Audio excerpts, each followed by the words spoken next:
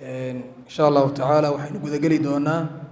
سؤالها وآذو فربضا حين كقار سينو سائلكني وحلي يا شيخ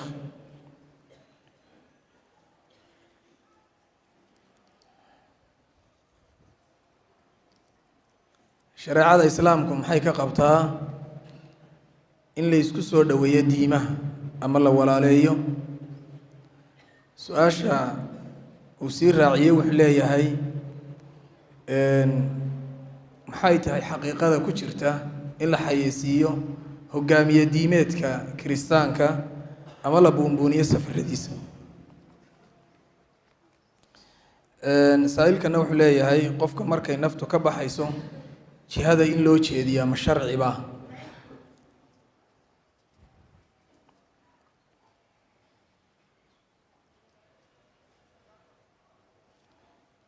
saailkani wuxuu leeyahay haddii ay kalifto xaaskayga been ma u sheegi karaa su-aal iyaduna ku dhow wuxuu leeyahay ruuxa dumari xaq ma u leedahay inay ninkeeda weydiiso meesha uu ku soo habsaamay وسائلك سيدو سو قري سؤال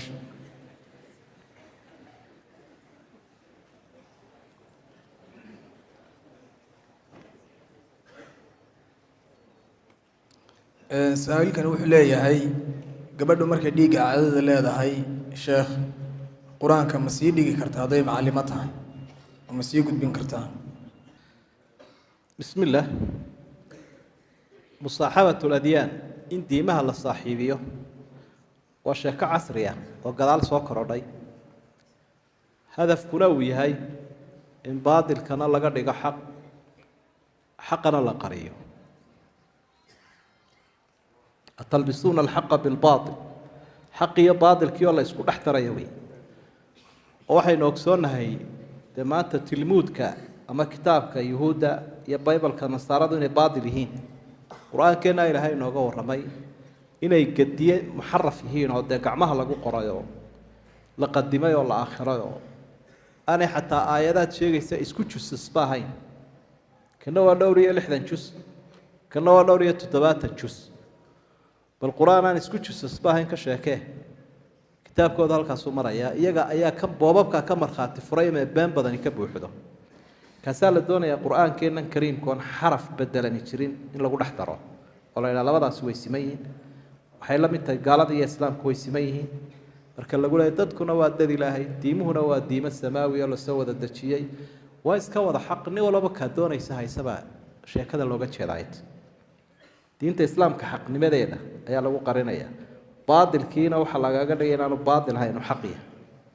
marka waa beenaha badan ee bariyahan la iib keenay ka mid tahay in laga feejignaado weeye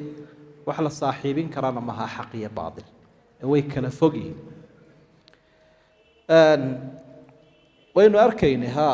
boobkii kaniisada iyo sheekhul asarkii oo afka iskula jira macnaa way isdhunkanayaan sheekhul asarkii sheekhi jaamacatu asar odayga ka ahaa u sarreeyay masar iyo sheekhul asarkii baa afka la isu geliyo sawirkooda muuqanaya macnaa labada diimoodna waa isku mid labada wadaadna waa isku mid gaalada iyo islaamkuna waa isku mid halkaasay ku biya shubatay مسلم لقى أتكاذي ومبا ماشى مريا لكن إلهي سبحانه وتعالى أنت أيضا بك قور رمي نبي محمد عليه الصلاة والسلام وحكى لي اسكت النبي موسى هتو تشوق لهاب ولمانت وما يسورك عشان إنه الرماية مويانا إنه نبي نمشي أكتع مركي عمر بن الخطاب رضي الله عنه إن يراني ولا ليه التوراة وقصوا قريب النبي قو كان يا وبحنا قيب النبي التوراة بدي بك كان يستقبل يدا قرآنك ويهاي مد مهيمن oo diintii hore nasakhay oo hadda uu qoyan yahay lahayo kayna dadku aad u feejignaadaan way hadafkuna waa inta weey qofku marka uu dhinto in qiblada loo jeediyaa waa sax weeye oo marka uu had iyo jeer dhinta xabaasha la dhiga sida qiblada loogu jeedinayo ayaa marka uu sii dhimanayna qiblada loo jeedinayaa هذه الرسول كان واحد صلى الله عليه وسلم مركل العاصي قبلة لو تشيريو مركتان كلنا والله ميت بيلين علماء لكن أنت مهم كأي لقمبرمان كيو عوي قفكم مركو قبر قال ديقو in qiblada loo jeediyo markuu boko daruuri maaha laakiin waa marka qabriga la dhigo ayaa waajiba sidii quraa'adii qur-aanka akhriyayay iyo dadkii ahlu cilmiga ahaa iyo shuhaadadii nebigu calayhi salaatu wasalaam isagoo qiblada u jeedinayo si u kala qur-aan badan yihiin buu qibladana ugu sii kala horraysiinayay xaaska been ma loo sheegi karaa ama iyadu ninka been ma u sheegi kartaa waa marmar laakiin joogto maaha dee haddii joogto laga dhigo waxay noqonaysaa inay lunto misdaaqiyadii ama kalsoonidii labada qof ka dhexaysa oo midiba saaxiibkiisa kale beenaalu ku ogaanaya labada qof ee isqabaana waxa u muhiimsanay ku wada joogaan waa kalsoonida marka isagii hadday beenaale u qaadato isagiina beenalay u qaato reerkii siduu isu aaminaya xadiiskan ayaan qalad loo daliishanin xadiiskaa isaga ah uu nebigu tilmaamay in ninka iyo gabadhu ay been isu sheegi karaan waa xaaladaha qaar waa maraad isleedahay reerku wuu burburi doonaa ama wixii isku rakibnaa waa kala kici marmarkaa laga yar fakaraya mooyaane maaha joogto haddii uu soo habsaamo ma odhan been ma u sheegi karaa ama ma weydiin kartaaba iyadu waa malaha dee marka hinaasi yimaado iyo shaqooyinkii gododlaha qofka bani aadamkii siiba dee ninkii waxa lagu talagalay inuu dabadda ka soo shaqeeyo xor buu yahay hooyadiina guriga ayaa hawsheedu too ilaahay baa yidhi waqarna fii buyuutikunna guryihiina ku sugma ka howlgala ammaano weyn bay haystaa ubadkii ammaanadii aqalkii intii oo dhan bay haysa isagiina dabadbaxaaba loogu talagalayba iyo inuu soo wareego oo soo shaqeeyo howlihii adkaa maamulkii madaxtinimadii mas-uuliyaddii wixii maalkii soo shaqeeyo de marka haddii laga daba shaqeeyo kii soo shaqaynayay waa la isla dawakhayaa allahuma ilaa dee haddii uu yahay khayru cafiif midaan dhowrsoonayn oo ay ka shakisan tahay inuu qaraaf iyo xumaan sameeyo dee taasoo kale xaq waxay u leedahay inay ka hinaastay ka dhiidhiday tidhaahdo xumaantaa jooji hadday ku ogaatana dee tallaabo way ka qaadan kartaa ilaa xaaraan buu wuxuu cudurru u horseedayaa laakiin hinaasaha aynu aragna ee xaggaad martay iyo sidaad tahay iyo iyaad la kulantay arrimahaas waa waraysi mukhaabaraatiya waraysigii sirdoonka oo kale in ay la gasho gabadhu ninka maaha waa la isku wareeraya ruuxa dumarka ahi markay caadada leedahay qur-aanka ma akhriyi kartaa culimada islaamku maya bay u badan yihiin ma akhriyi karto way jiraan qayb la waa akhriyi kartaa laakiin sidaasay u badan yihiin marka iyadoo ku kalifta mooyaane intay daahir noqonayso inay iska sugtaa fiican wallahu aclam jazaaka allahu khayran ilaah ka abaalmariyo saa-iilkani wuxuu leeyahay sheekh hadday qof wax naga dhexeeyaan waxna dhex maraan haddaan waan cafiyey aan anigu afka ka idhaahdo aanan isagii u sheegin arrintaasi cafiskii ma noqonaysaa ama qof kale ma u sii fari karaa su-aashan inkastoo muxaadaradiina ku jirtay wuxuu leeyahay saa-iilkani sheekh cibaadada maxaa la igaga aqbali karaa ama goormaa la odhan karaa cibaadada waa laga aqbalay saa-iilkana wuxuu leeyahay saddexaad qofka markaad soo booqato xabaalaha qofka qabriga ku jira miyuu ku ogaan karaa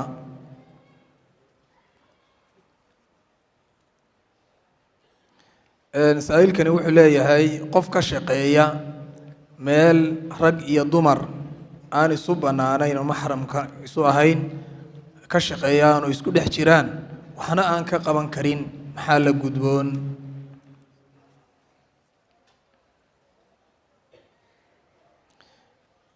waa su-aal iyaduna rag iyo dumar udhexaysa wuxuu leeyahay saa-iilkani ma u bannaan tahay ragga inay qalaan dumarka gaar ahaan kuwa uur kale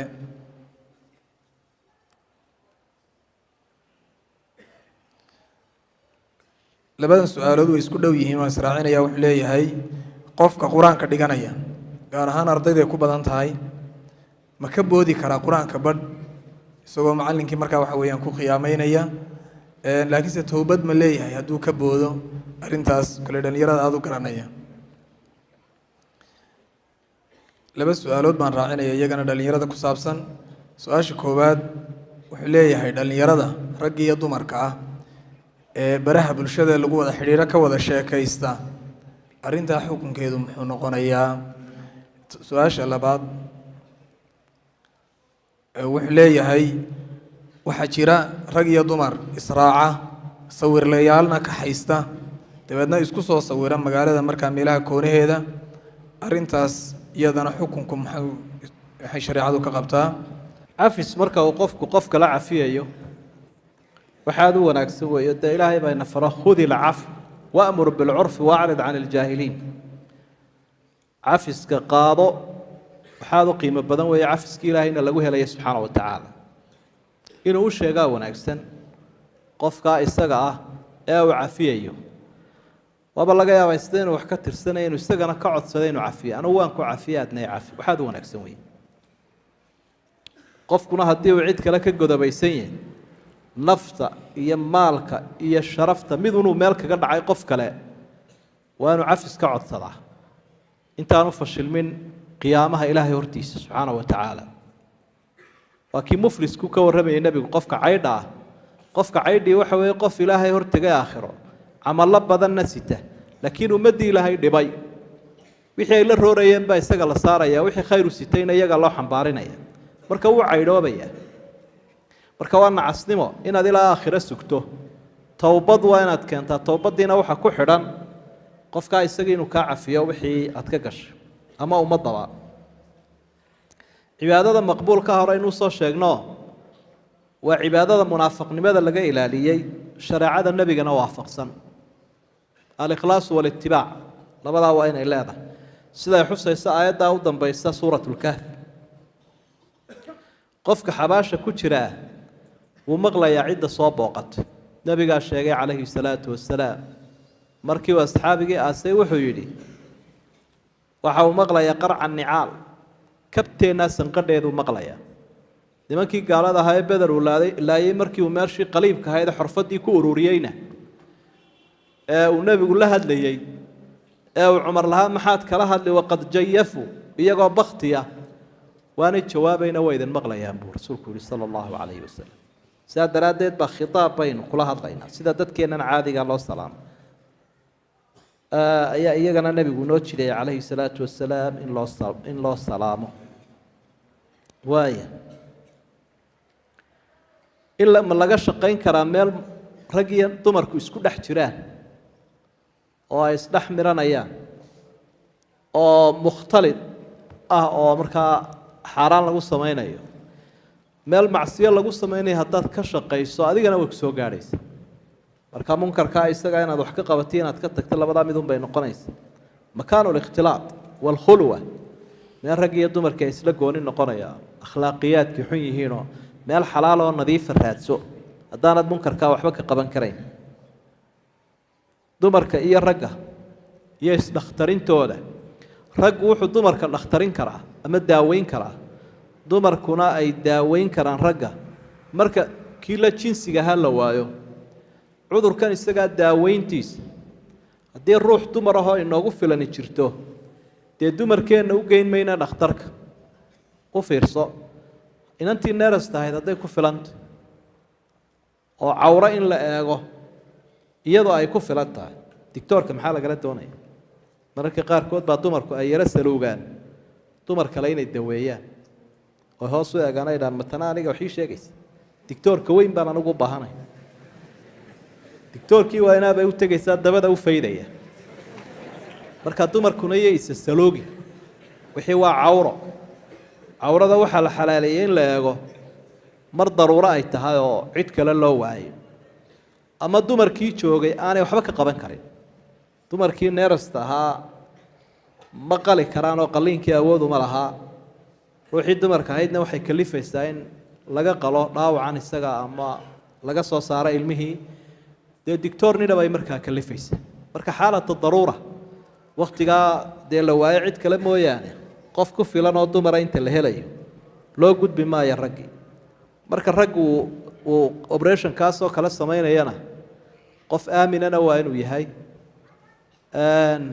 maxramkeediina waa inuu joogaa su-aashan kale dhallinyarada la xidhiidha ee qur-aankii barhma ka boodi karaa iyadoo mucallinkii aan ka qarinayo inta aad ka boodday adigana way kaa boodday waxaynu uga jeednaa adun bay kaa go'an tahay marka inaad naftaada khiyaamayso wax aad u foolxun weeye marka kalaamka ilaahay sidaa uu isugu xidhiidhsan yahay waa tawqiifiyo nabiga laga dhaxlay calayhi salaatu wasalaam aayadaha saasay isugu xidhiidhsan yihiin jumlooyinku saasay isugu xidhiidhsan yihiin mararka qaarkoodna waad ku dambaabaysaa qur-aanka qayb ka mid a haddaad oo isku xidhan haddii aad ka dulboodo idan waajibka saarani waxa weeye dhallinyarada in lagu rabeeyana ay tahay inaanu cilmigii uu baran lahaa iyo mucallinkii uu ka baran lahaa khiyaamaynin ila isagay ku soo noqonaysaa mushkiladan kale la xidhiidha casriganna aadka u badan taxaduth fii mawaadici tawaasul alijtimaaci in daayartii la isku ibtileeyo wiilal iyo gabdho qaarna ay kaynta isula baxayaan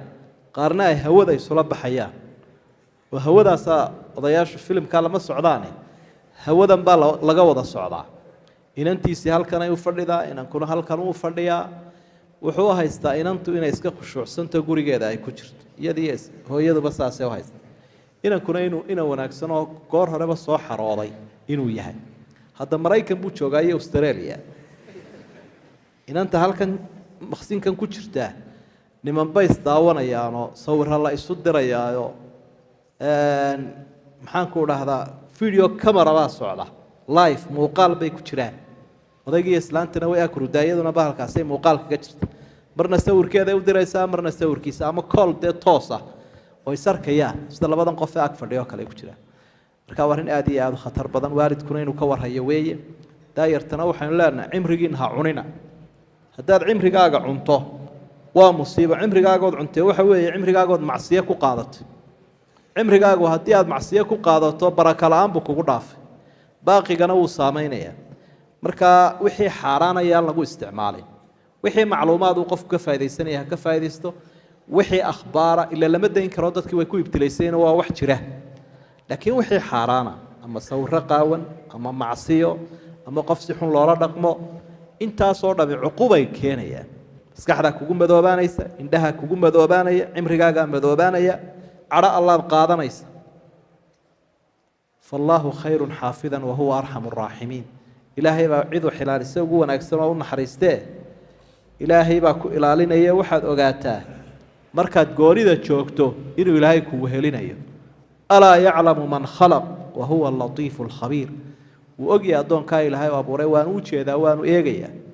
wa caynullaahi naadiratun ilayna marka cid la iska eega ilaahay baa u wanaagsan haddaan cidi ku arkayn ilaahay baa ku arkaya xaaraanta ka ilaali xubnaha alam najcal lahu caynayni walisaanan washafatayni wahadaynaahu najdayn wuu inoo mana sheeganaya ilaahay miyaanaan qofkii u samayn baa ilaahay uhi laba indhood iyo carab iyo laba dibnood uu dariiqa ku arkayo markaa indhihii iyo carabkii iyo codkii wax xun haddaad ku isticmaasho waxa soo dhaqsan kara inuu ilaahay kaaga rido cudur dhakhaatiirtu daweyn kari waayeen axadu aclaami salaf saalixiintii mid ka midoo gaboobay baa indhihiisii iyo ilkihiisiiyo way wada fiiqan yihin waa lala yaaba waxa lay ka war wuxuu ihi xafidnahaa sikaaran faxafidaha allaahu kibaaran xubnaha arkaysaan annagoo yaryar baan xaaraanta ka ilaalinayoo annagoo boqol jira baa ilaahay noo ilaaliyey indhihii iyo ilkihiiba marka cimrigiina ha cunina ha cimri degdegina cadho allana ha kasbanina xaaraanta ka ilaaliya baynu leenahay dadka ama baabuurta bannaanka isula baxaya ama hawada isula baxaya oo da'yartana aynu tababarno diinta iyo tarbiyada iyo aynu aada ugula dadaalno aqoontii maadiga ahayd unbaa maanta waalidiintii iyo mas-uuliyiintii ay lacag ku bixinayaan ay ku dadaalayaan qofka haddaad aqoonta maadiga oo qura kula dadaashood ilaahayna bari weydo diintana bari weydo way isku waalan doontaan marka dambe lacagtaaduna way dhammaan isaguna wuu kaa fara bixi doonaa qofkaas ayaamo dhoweyto dee baraha bulshada waxaa ku arkayseen inan siday aqalkooda u joogtay krista noqotayba internetkaasunbay ka wada xidhiidhayeen dadkiibaa ku xidhay boobab iyo kaniisad norway jooga halkiibaa lagaga qaaday heshiiskii gaalnimada islaamkiiba waa laga saarayba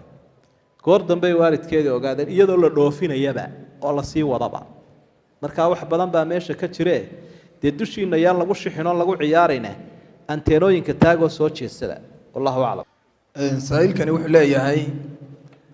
sheekh casharka ma lagu maydhan karaa cashar marka laguu soo dhigo ma lagu maydhan karaa casharka laakiinse in la dhigtaa nebiga ma ka sugan yahay sala allahu calayhi wasalam saa'ilkani wuxuu leeyahay nin baan dayn ku lahaa 44 kuna wadna wuu dhintay dadkii ehelkiisa ahaa markaan u tegay waxay idhahdeen 20 kun ayaa meesha kuugu qornaa marka agoontuna arrintaa u dhigan agoontuna way ila ogaayeen maxay arrintaa diintu ka qabtaa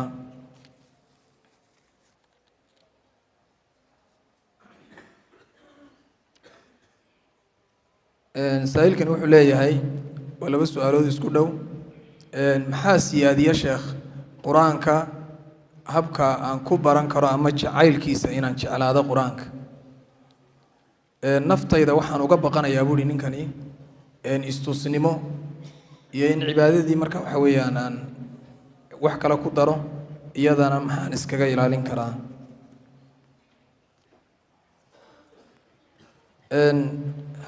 su-aashani waxay la xidhiidhaa dhalinyarada wuxuu leeyahay waxaa jira dhalinyarada in lagu ibtileeyey waa siduu hadalka u dhigay inay isu ekaysiiyaan dhalinyarada kale ama gaalada xagga timaha labiska qaarkoodna ay xidhaan kuulo magacaantoodu ku qoran yihiin ay gacmaha ku xidhaan arrintaa diintu maxay ka qabta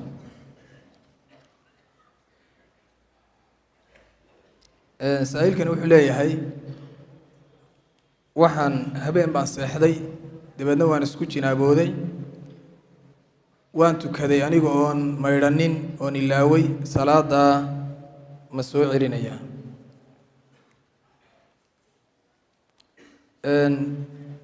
saa'ilkani wuxuu leeyahay su-aal ku dhow arrintii uu sheekhu muxaadarada ka galay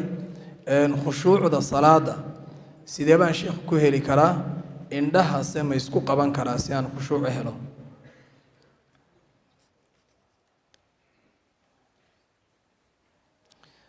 saa'ilkani wuxuu leeyahay markaad meydka ku tukanayso takbiirihii hore ee meydka 4 takbiirood ama 2 ku dhaafaan iyo wax la mida ma intii imaamku ku joojiyo ma ku joojinaya mise anuguna waan sii wadaya inta aan la qaadin quraanka marka la akhriyo ee la dhameeyo sadaqa allahu alazim ma la oran karaa casharka ma la dhigi karaayo biyo inta quraan lagu akhriyo qofku ma cabbi karaa ama ma ku maydhan karaa culimadu waxay u badan yihiin salafka qaarkoodna waa sameeyeen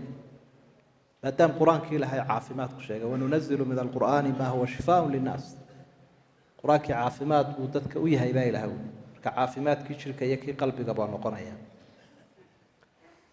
waxaa kaloo jira xadiid saxiixa oo nebigu calayhi salaatu wasalaam ducooyinkiisii waxaa ka mid ahaa inuu inoo sheegay qofku markay meeli xanuunayso inuu farta ciidda saaro meeshii saaro biturbati ardina biriiqi bacdina yushfaa bihi saqiimuna candhuufta qaarkayo iyo ciidda dhulka yaga ayaa ilaahay ku caafimaadinaya ka yaga buka marka maadaam candhuufta uu sheegay nebigu calayhi salaatu wasalaam inuu qofku marka uu wax ku akhriyayo qur-aanka ku akhriyayo biyaha in wax yar uu gaadhsiiyo biriiqi bacdina baa xadiidkaa saxiixa ku sugan inahaasay daliishadaan markaa qofku wuu ku maydhan karaa laakiin waa inuu meel nijaasa ka ilaaliya suuligii iyo xamaamkii iyo meeshii quriga tashti ha ku maydho beerta ha ku shubo culimada cilaajku iyo ruqyada iyo had iyo jeer cidda ruuxda daweysaana saasay maaragta ayay tilmaamo waana sax weeye in laga ilaaliyo qur-aanka wixii ihaana ah su-aasha labaad ee ahayd qof baan dayn ku lahaa bar baa la idafiray maxay xukunkeedu noqonaya laba arrimood bay midi kuu taallaa inaad iska cafido waad heli kartaa akownka aakhire kuusii taallaa waxaagu dee xerada adduunyada iyo xerada aakhire midunbu kugu jiraa ma lumaan xooluhu midda labaadna waxa wey inaad dee caddaysatood garsoorka tagto oo dacwadaad bilowdo aada markaa isku daydo inaad ama caddaysato haddaad caddayn kari weydana ay ku dhaartaan ama aada ku dhaarato labadaa midun wey qur-aanka maxaa i jeclaysiinaya waxaa ku jeclaysiinaya dalka wanaagsan iyo dadka wanaagsan iyo diinta wanaagsan dad wanaagsan in lala joogto qur-aankii jecel oo ku cibaadaysanaya baranaya iyo dal wanaagsan inaad joogto oo qur-aanka laga cisaynayo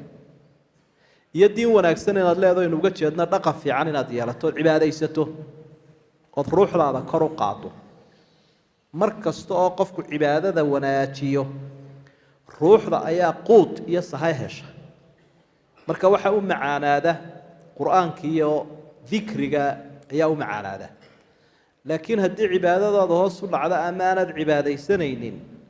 ruuxdaadii baa baaba'ayso cibaadada u qadhaadhanaysa ilaahasaynu baraarujin lahayn su-aasha kale ahayd daayartii waxay daba carareen shisheeyaha maxaa ugu wacan waa lisaraqati alcuquul caqligoodii baa la xaday in xoolaha laynaga xado iyo dunyadana waxa ka dhib badan in caqliga la xado haddii cuquusha caqliga dadka la xado ka madaxda la xado ka dumarka la xado ka ciyaalka la xado xatooyada cuquushu oo waxa ugu musiibo badan weeye dadku iyagoo dalkooda iska jooga ayay yihiin dad sagagariin oo siloona oo dad waalana waddan iska dhex jooga umay noqonayaan meel kale ku faruur xidhan oo meel kale laydh looga shidayo oo dee nooc kale ah ayay noqonayaan idan waa ta keentay carruurtu iyagoon meel kaleba teginba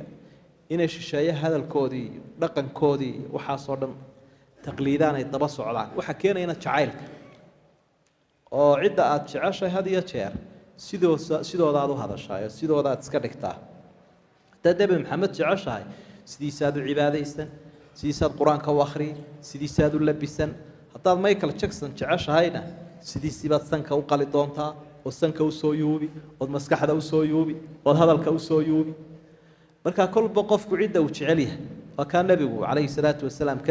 ka digaya maxabada jacaylka qalloocday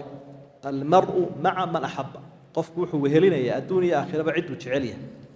marka cidduu jecel yahay waa inuu ka fiirsadaa marka dadka aynu rabayno diinta kula dadaalo dhaqanka wanaagsan kula dadaalo aynu maalgelinno ummadda maskaxdooda iyo macrifadooda iyo ruuxdooda waxay dadkan u baahan yihiin in khayrka lagu maalgeliyo oo tacab la geliyo le qofku waanu halaabi karaa waanu hanuuni karaa laakiin waa in hawla qabtaa kullukum raacin wa kullukum mas-uulun can raciyat waxbaynu raacnay waa inaanu ciddii aynu raacnay si wanaagsan mas-uuliyadoodii uga soo baxnaa hidaayadana ilaahay baa iskale subxaana wa tacaala salaatuljanaaza haddii lagaala horeeyo dee intaad ka soo gaadhayna waad la iman intii kaa tagtayna waad la iman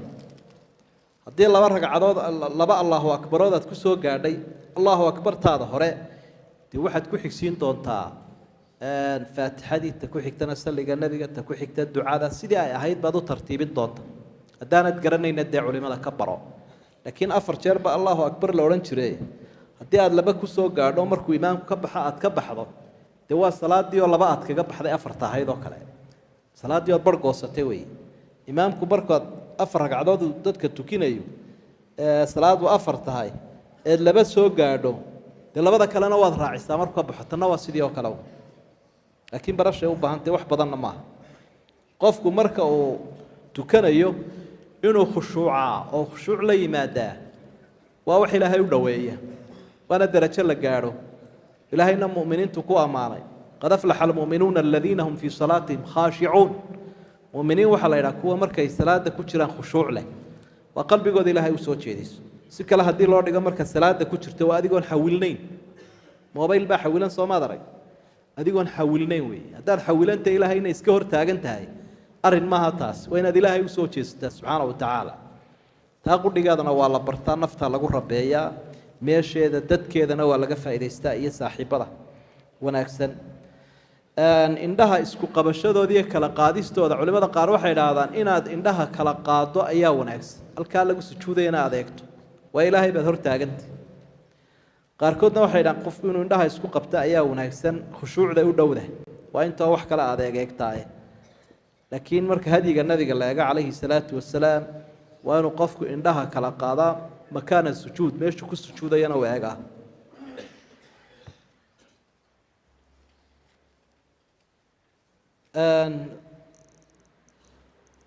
sadaqa allahu alcadiim ma la odhan karaa markuu rasuulku akhriyay qur-aanka sala allahu calayhi wasalam kamay soo aroorin inuu odhan jiro axaadiidta saxiixa kuma hayno culimada qaarkoodna waxay leeyihiin dee qur-aankaba ilaahay uu ku sheegay inuu run sheegee kollaybana ilaahay beeni way ka fogto waa ka nasahan yahay hadduu yidhaahdana dhib ma leh oo bidco laguma sheegi karo qolana waxay leedahay mar haddii aanay qiradii nebiga la soconin ha laga daayo marka waxaynu odhan lahayn wax la isku qabsado lagu dagaalamo maahe ka yidhaahdaana dhib male ka tagaana dhib male wallahu aclam su-aalahaas aan ugu dambaysiinayaa saa'ilkani wuxuu leeyahay qofka balwadda cuna qaadka iyo sigaarka iyo kuyaabaha kaleba maxaad kula talin lahayd haddii se ilaahay dartii aada uga waaniso oo ballan kuu qaado inuu ka tegayo haddana uu ku noqdo ilaahay dartii ma uga tegi karaa qofka qofka shakigu ku badan yahay markuu salaada gelayo ama waswaas maxaad sheekh kula talin lahayd saa'ilkani wuxuu leeyahay sheekh haddii timahaygu ay caddaadaan xinna balaaga ma marin karaa ma ku madoobeyn karaa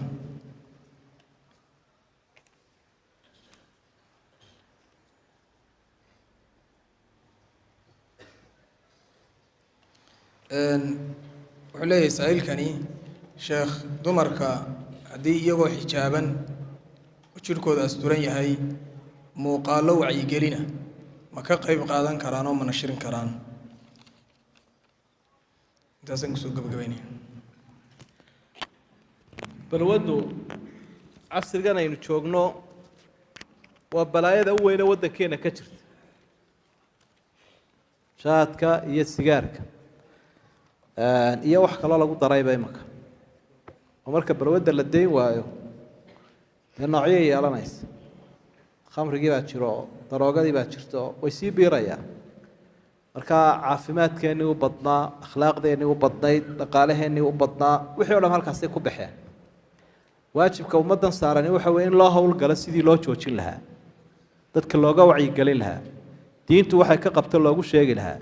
waxaana wuxuu ku dambeynaya loogu sheegi lahaa arrintaasi waa waajib weyn weeye haddii la fudaydsadana waxaa dhici kara